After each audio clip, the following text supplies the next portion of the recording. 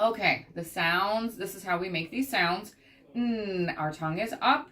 That sound comes through our nose and our mouth, and our voice is on.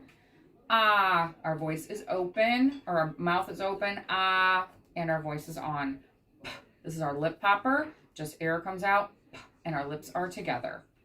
Kwa. This is like a K and a W sound.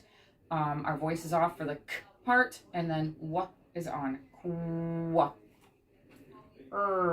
I like to tell our kids our teeth are together for this one. And you're smiling, pulling those lips back. Our voice is on for that one. We have just sound. Our teeth are together, and we're smiling. Our tongue is up. Our voice is off. Our voice is on for this vowel.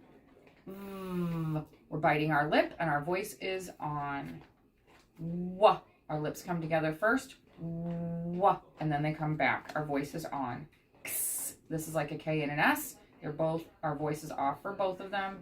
X. Yeah. Our tongue starts up. Yeah. And our voice is on. Z. Teeth together, voice on. Z.